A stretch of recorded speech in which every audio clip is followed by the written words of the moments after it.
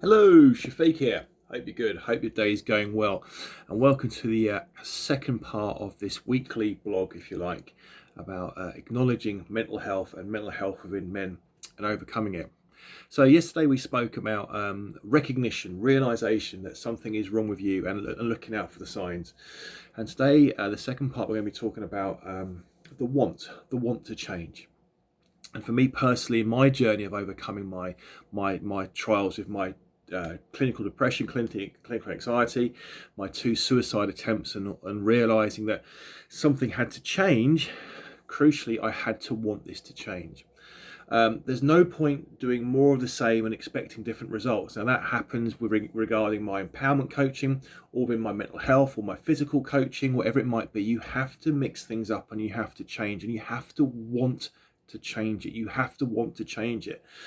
And for me, seeing the psychiatrist and going to see the psychiatrist and basically having to be open to it, I had to want to do it. For me, being directed to CBT classes, for me to be directed to self-improvement classes, for me to be directed to discovering self-compassion and mindfulness classes from the GP, and all the other avenues that I went through over my 18 months, I had to want to do it, because there's no point me sitting there, there's no point your good self sitting there if your heart's not in it. Yes, it is worrying. Yes, it can be very trying. It can be sometimes quite terrifying to step into a room with people that you don't know.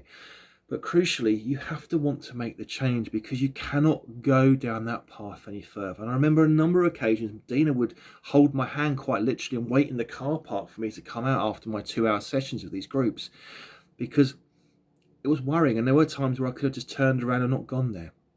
So you have to want to change.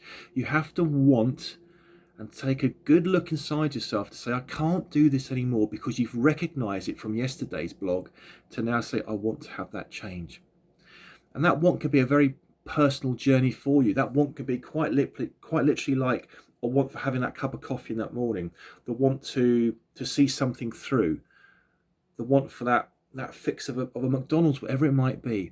But once you have that want in you, and that drive and that purpose in you, then it's very powerful. And as I've said before in my previous blogs and when I speak, there is nothing more powerful than a made up mind.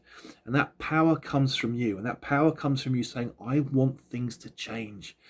So those of you here that may be worrying about yourselves, or might see it in friends, co-workers, family, friends, colleagues, whatever it might be, you have to have the conversation, which we'll talk about tomorrow or further on the week, about, do you want this to change? And if you want this to change, and if you surround yourself with positive people and surround yourself with positive influences such as my blogs, or dare I say, I'll always say it, the book is the best tool you can possibly have about overcoming, then you won't be taken off your stride. So you've got to want to change, and you've got to want it on a real level, an emotional, heartfelt level, and realize that doing more of the same and expecting different results is not going to happen. You're going to have to want this from a passionate and personal and intuitive level. So I hope that makes sense. I'll catch up with you tomorrow. And if you want to get the book, you know where to get it from: www.shafiqempowermentcoaching.co.uk. It's a great tool. It's my tool, how I overcame those limited beliefs and my 2 suicide attempts, and ultimately where I am now, which is a speaker and an author and a coach, helping many people. Have a great day. Thanks for love and support. Get this message out to people, and I shall see you all soon. Happy Tuesdays. Cheers. Bye.